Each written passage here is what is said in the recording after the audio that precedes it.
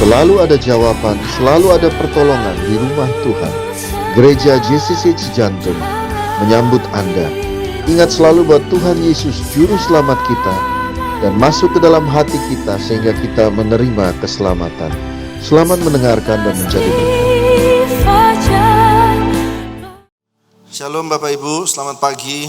Minggu lalu kita belajar tentang ketaatan dari kisah 5 roti dan 2 ikan. Siapa yang diberkati minggu lalu?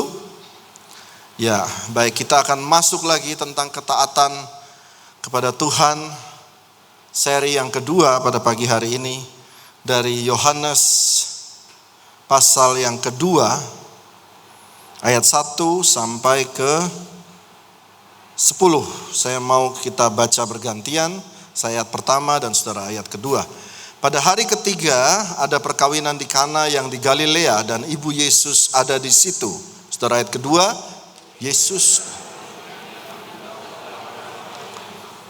ketika mereka kekurangan anggur, ibu Yesus berkata kepadanya, mereka kehabisan anggur. Ayat 4, mau apakah engkau daripadaku ibu? Saatku belum tiba. Ayat 5, tetapi ibu Yesus berkata kepada pelayan-pelayan, apa yang dikatakan kepadamu, buatlah itu. Di situ ada 6 tempayan yang disediakan untuk pembasuhan. Menurut adat orang Yahudi, masing-masing isinya 2-3 buyung. Yesus berkata kepada pelayan-pelayan itu, isilah tempayan-tempayan itu penuh dengan air, dan mereka pun mengisinya sampai penuh. Lalu kata Yesus,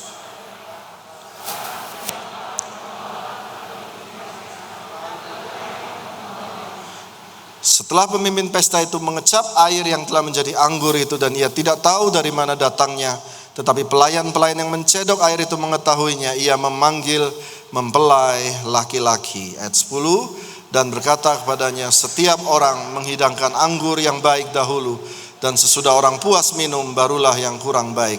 Akan tetapi engkau menyimpan anggur yang baik sampai sekarang.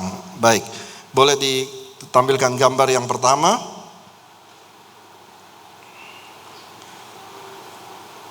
Baik, mari saudara lihat ini dari satu firman pada pagi hari ini yang singkat. Pada hari ketiga ada perkawinan di Kana yang di Galilea dan ibu Yesus ada di situ. Baik, kenapa disebut hari ketiga ada perkawinan di Kana? Karena pada waktu itu, di zaman Israel pada waktu itu, orang itu menikah tidak pakai honeymoon. Ya, kalau sekarang nikah, kemarin Ryan sama Feren yang jadi WL honeymoon ke Bali. Nah, zaman itu tidak ada honeymoon. Jadi apa yang dilakukan keluarga adalah pesta selama 7 hari. Jadi orang semua dari saudara-saudara mereka dari luar kota semua datang di situ, nginap di situ dan pesta selama 7 hari. Dan pada hari ketiga, ini perhatikan baik-baik, dan ibu Yesus ada di situ. Beberapa teolog menyatakan kalau kemungkinan besar ini adalah pernikahan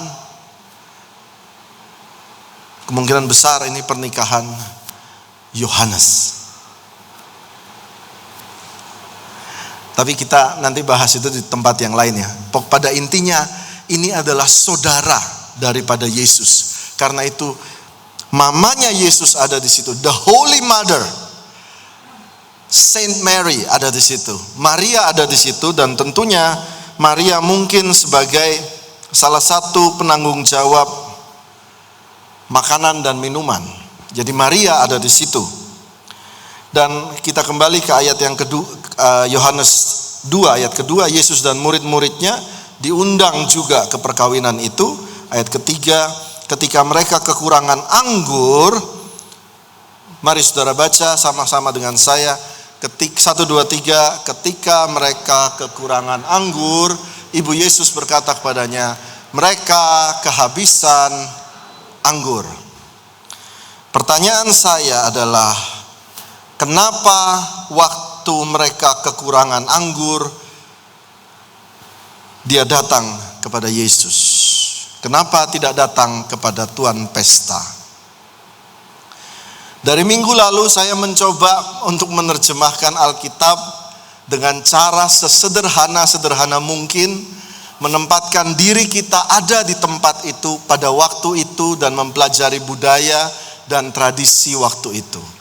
Jadi izinkan juga pagi hari ini saya juga memperkirakan apa yang terjadi pada waktu itu kalau saya ada di tempat itu. Ketika mereka kekurangan anggur, kenapa Ibu Yesus langsung pergi kepada Yesus? Saudara harus tahu, tentunya Maria ini punya pengalaman-pengalaman aneh dengan Yesus waktu kecil. Betul ya? Jadi kalau ada apa-apa dia lari ke Yesus. Coba ada gambar waterboom.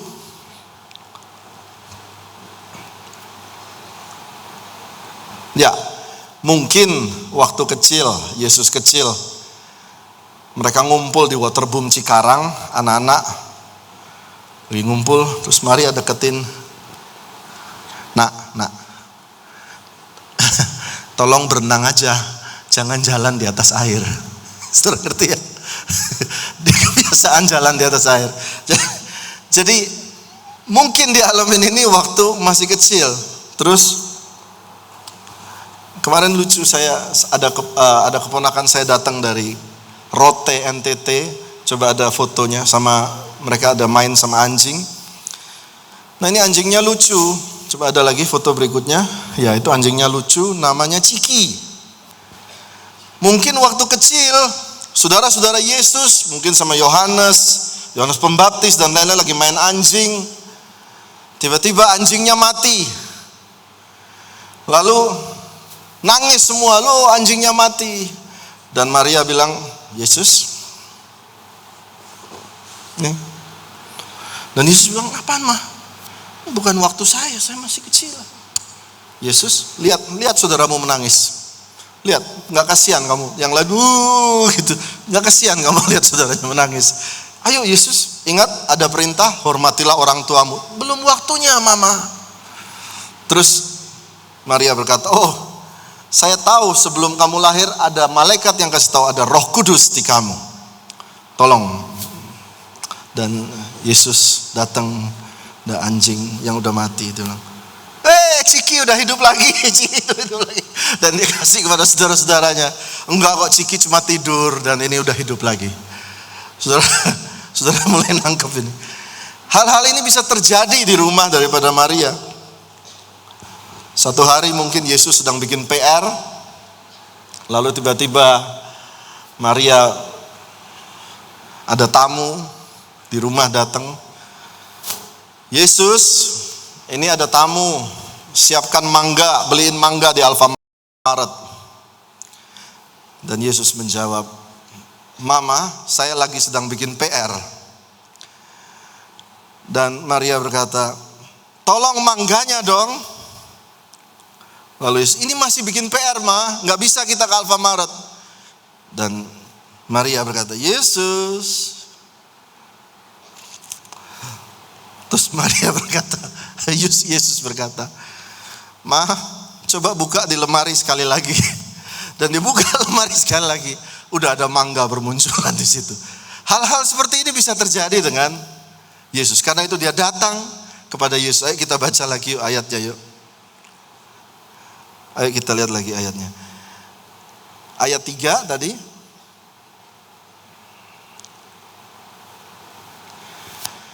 Ketika mereka kekurangan anggur, Ibu Yesus berkata kepadanya, mereka kehabisan anggur. Lihat jawaban Yesus, sama kan?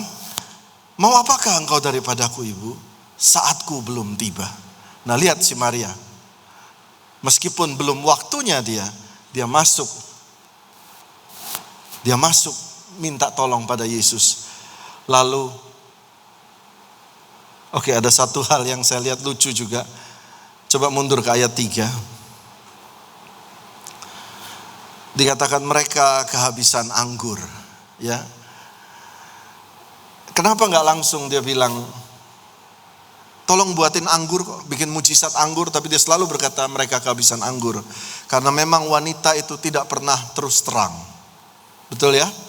Selalu perkataannya tidak pernah terus terang. Jadi Maria itu selalu begitu. Sama seperti saya, sama istri saya. Saya kalau pulang dari kantor suka buka baju, celana sembarangan. Dan istri saya selalu ketemu saya dan selalu bertanya, pertanyaan yang sama dari married sampai sekarang. Ini celana siapa? Jadi dia gak bilang, angkat dan taruh di tempatnya, dia bilang ini celana siapa? Nah, jadi wanita selalu begitu. Ini persis seperti ini. The running of the wine. Mereka kehabisan anggur. Ya, saudara mesti mengerti. Kalau wanita bilang begitu, saudara harus mengerti artinya. Ada level 2 dan level 3. Ya, saudara ngerti ya?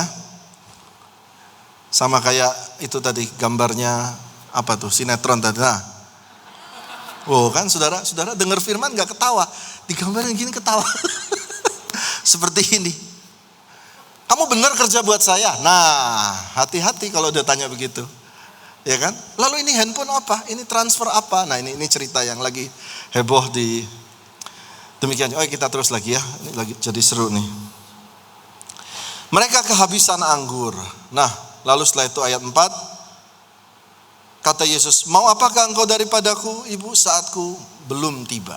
Lalu ayat kelima, tetapi ibu Yesus berkata kepada pelayan-pelayan. Mari saudara baca, ini ayat kunci kita hari ini. Tetapi 1, 2, 3, tetapi ibu Yesus berkata kepada pelayan-pelayan, apa yang dikatakan kepadamu, buatlah itu. Boleh ditunjukkan gambarnya? Mari saudara baca sekali lagi, 1, 2, 3. Tetapi ibu Yesus berkata kepada pelayan-pelayan, apa yang dikatakan kepadamu, buatlah itu. Orang tanya kepada saya, Pak, 2022 bagaimana keluarga, pekerjaan? Saya kasih ayat ini. Apa yang dikatakan kepadamu, buatlah itu. Dari mana suara Tuhan? Dari Alkitab. Katakan amin. Dari mana suara Tuhan? Dari mimbar ini. Tuhan memakai gerejanya. Ada malaikat yang dipercayakan Tuhan di setiap gereja untuk menyampaikan suaranya. Saudara mendengar, lakukan itu dan mujizat akan terjadi. Yang percaya berikan tepuk tangan buat Tuhan Yesus. Apa yang dikatakan kepadamu, buatlah itu. Lalu yang terjadi adalah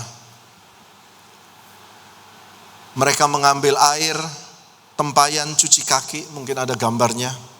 Ya, ada 6 tempayan besar. Lalu dicedoknya lah air tempayan itu. Dan lalu dibawa ke pemimpin pesta. Air itu berubah menjadi anggur. Dan anggur yang enak sekali rasanya. Tempayan yang awalnya adalah tempayan yang tidak dilihat orang.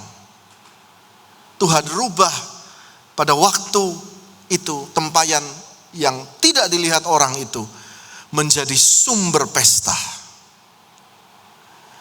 Nah, lalu saya ingat T.D. Jakes 2 tahun yang lalu saya ingat waktu T.D. Jakes cerita tentang firman ini. Dia berkata bahwa buyung-buyung tersebut, tempayan tersebut, sekali lagi saya katakan, tempayan-tempayan tersebut yang kelihatan usang, kelihatan tidak berguna, itu sudah Tuhan siapkan sebelum pesta itu dimulai. Kadang Tuhan sudah siapkan jawaban doamu sebelumnya, sebelum waktu Tuhan penggenapan janji itu disiapkan. Tuhan pasti pakai sesuatu yang ada di dekat kamu. He always use something near you. Dia gak pernah pakai sesuatu yang terlalu hebat, terlalu jauh. Sesuatu yang sederhana. Karena itu kadang-kadang saudara kalau punya beban dalam hidup, kesusahan dalam pundak saudara, saya lihat, saya baca satu persatu pergumulan doa saudara minggu lalu. Saya berdoa, jangan-jangan seperti tempayan ini, nanti ada waktunya tempayan itu justru yang menjadi sumber pesta. Anak yang dulu mungkin jadi beban paling besar, anak ini menjadi berkat paling besar. Amin. Suami yang dulu susah payah cari kerja, suaminya diberkati berlimpah-limpah. Tuhan bisa pakai apa saja. Baik, sekarang ada 2 poin yang buat saudara ingat pada hari ini tentang ketaatan. Boleh tampilkan poin pertama? Ini saya mau dalam di sini. Yang pertama, mari kita baca bersama-sama 1, 2, 3. Ketaatan dapat diukur. 1, 2, 3. Ketaatan dapat diukur. Seberapa banyak air dalam tempayan itu yang dibawa dan dicedok menjadi anggur, maka seberapa banyak pula air itu yang berubah menjadi anggur. Jadi ketaatan itu dapat diukur. Siapa yang bilang ketaatan tidak dapat diukur, tak dapat dilihat? Ketaatan dapat diukur. Ya, lalu saya catat di sini. Ketaatan, ini ya. Bagaimana lagi mengukur ketaatan? Seorang anak, kalau dia taat belajar, ya Bapak Ibu, kalau dia taat belajar, maka hasilnya dapat diukur daripada nilai ujiannya. Betul nggak? Betul kan?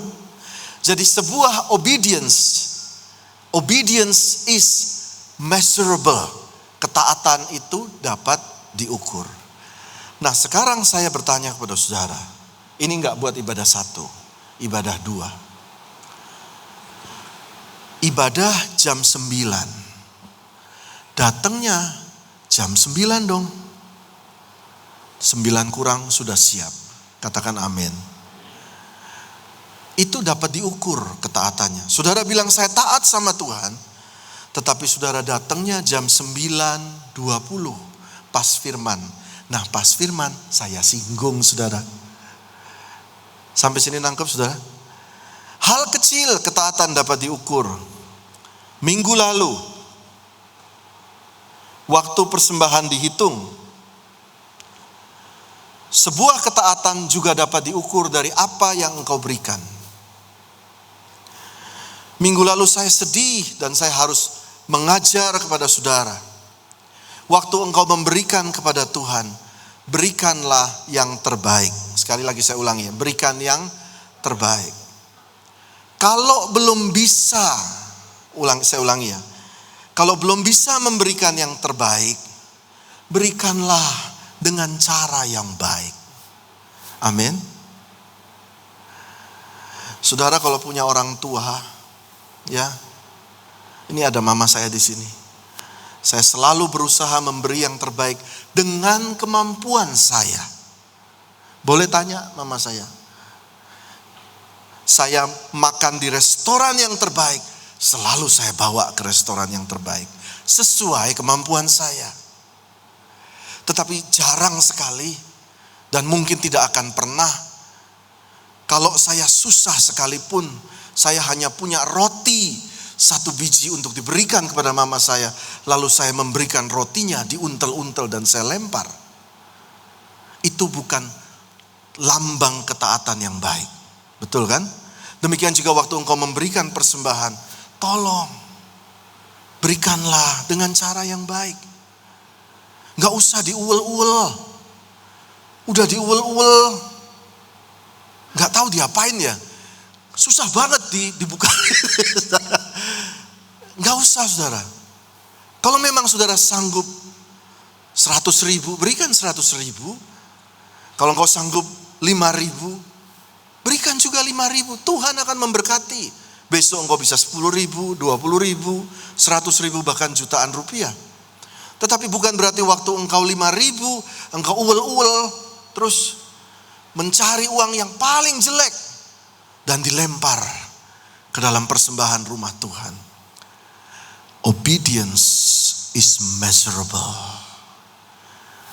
Saya tidak heran kalau dalam ketaatanmu, dalam hal sederhana, cara memberi seperti itu, minta maaf. Tidak heran kalau banyak di antara saudara yang bergumul tentang keuangan. Itu nyambung. Caramu menghandle sesuatu yang kecil melambangkan caramu menghandle sesuatu yang besar.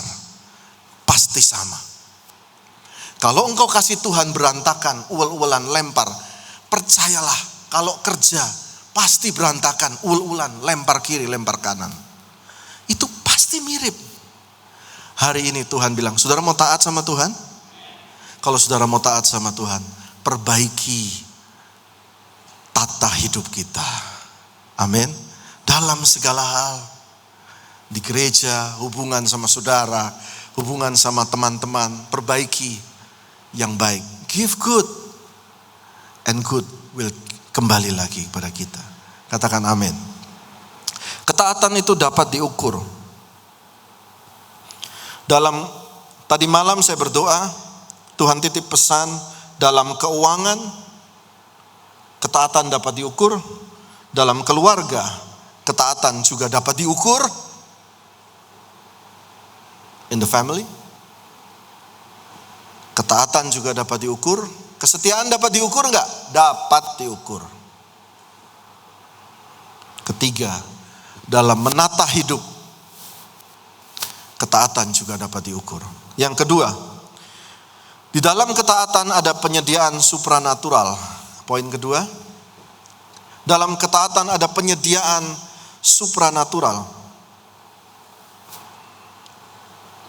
Nah, saya ingin berdoa buat saudara nanti. Banyak yang bergumul tentang keuangan. Saya mau berdoa buat saudara.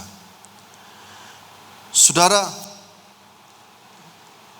ini enggak apa-apa ya dalam dikit, ini jemaat kita sendiri ya. Banyak yang berkata begini, buat apa kasih persembahan?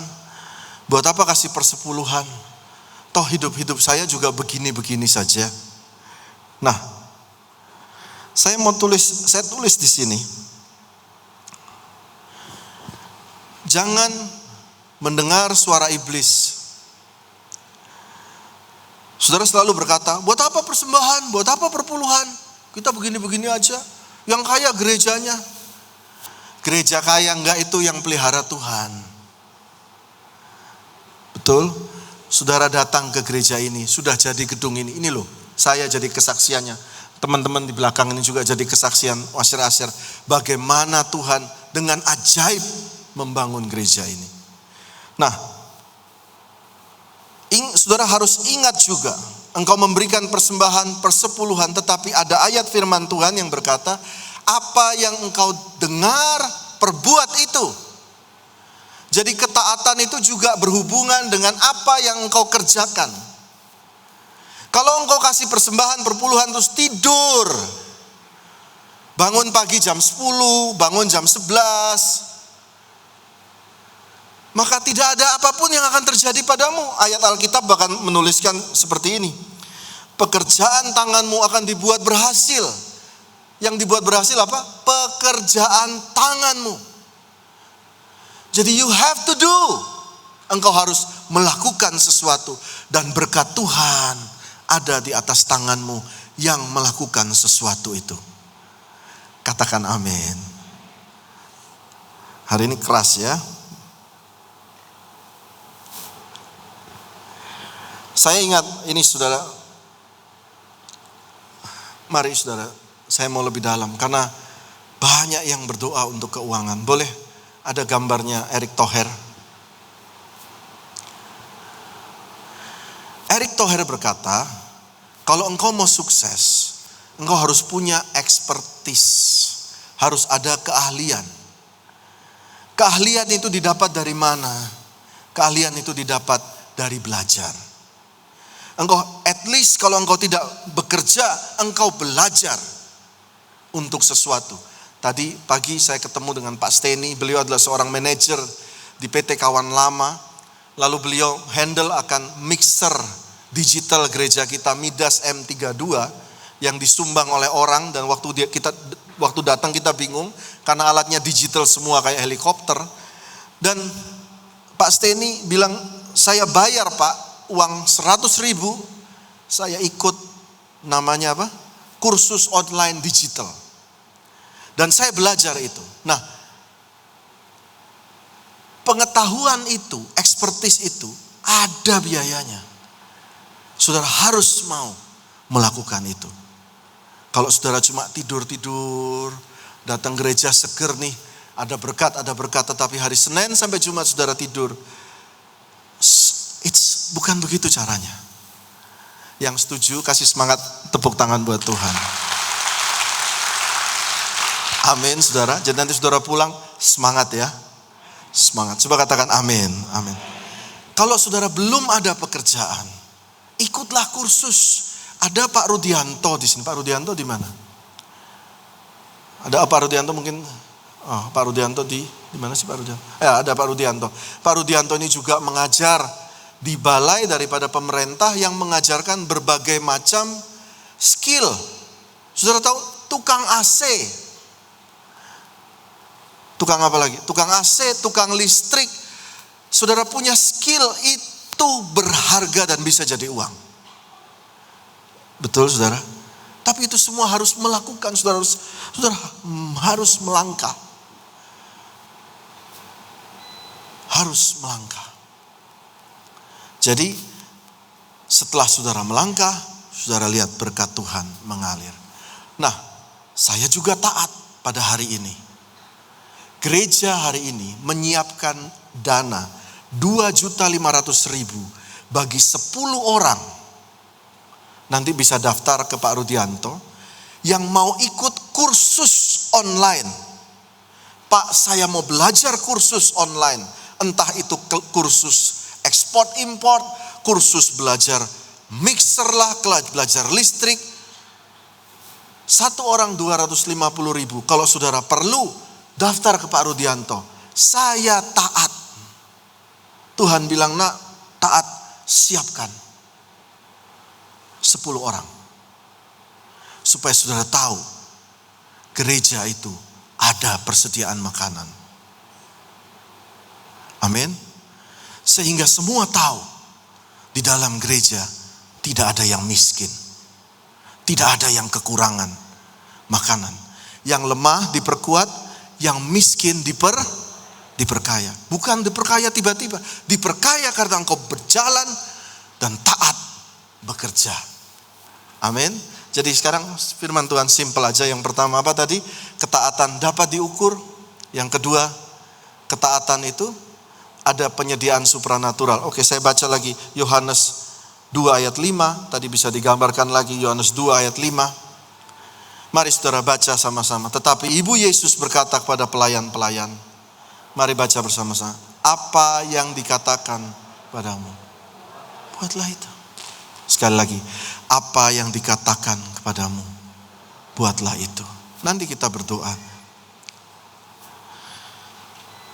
Saudara tahu, waktu kata Jehovah Jireh, tadi lagunya nyanyikan Jireh ya teman-teman. Jireh itu artinya Allah yang menyediakan. Allah yang menyediakan itu terjadi. Pertama kali diucapkan Jireh itu pada waktu seorang manusia bernama Abraham taat, berjalan memberikan anaknya. Kalau saudara mau lihat Jireh, belajar untuk taat. Amin. Mari kita bangkit berdiri.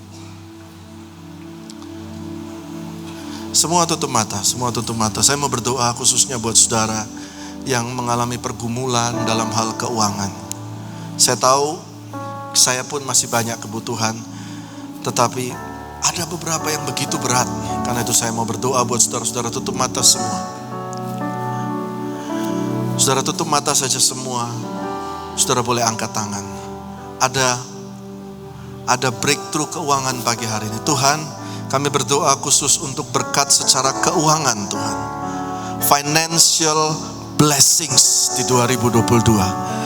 Hamba ucapkan financial blessings, berkat 1000 kali Tuhan, seringkali kami merasa stres dan tertekan Tuhan, karena tidak ada uang. Tetapi Tuhan, bukankah Engkau Allah El Shaddai, Allah yang memberi lebih dari cukup? Waktu 5.000 orang itu tidak ada kemampuan, Engkau memberikan kemampuan. Allah El Shaddai, pada waktu Abraham itu tidak punya anak, Engkau memberikan dia keturunan seperti bintang di langit. Karena itu hamba lepaskan berkat secara keuangan. Engkau berikan hikmat kepada mereka. Pada waktu tangan mereka ini diangkat Tuhan, malaikat-malaikat Tuhan melihat, sehingga waktu mereka pulang nanti Tuhan, Engkau berikan satu kata daripadamu. Mereka janji akan taat, dan mereka akan diberkati secara keuangan. Secara keuangan, khusus keuangan, melimpah 2022. Terima kasih Tuhan, tapi kami janji juga, kami mau kerja, kami mau jujur, kami mau berintegritas, kami mau rajin Tuhan. Buka kesempatan dari surga Tuhan. Aku lepaskan pintu-pintu surga terbuka dalam nama Yesus. Terima kasih Tuhan, terima kasih. Terima kasih. Tuhan memberkati lebih dari cukup. 1, 2, 3. Tuhan memberkati lebih dari. Berikan tepuk tangan buat Tuhan Yesus. Mari saudara, angkat tangan saudara. Tuhan memberkati keluargamu. Tuhan memberkati keluargamu dengan kesetiaan sampai maut memisahkan. Engkau akan diberkati Tuhan. Tuhan memberkati engkau secara keuangan, pekerjaan, dan hikmat Tuhan yang baru. Tuhan juga memberkati engkau dengan buah kandunganmu, pekerjaan tanganmu memberikan hasil kepadamu. Tuhan memberkati engkau dengan kesehatan dan umur panjang senantiasa. Tuhan memberkati engkau dengan cakrawala yang baru. Engkau menjadi penerobos orang-orang yang menikmati janji Allah dalam hidupnya. Tuhan memberkati dan melindungi engkau. Tuhan memberkati engkau dan menghadapkan wajahnya kepadamu, memberikan kasih karunia. Tuhan menghadapkan wajahnya kepadamu, memberikan engkau damai sejahtera mulai hari ini sampai selama-lamanya.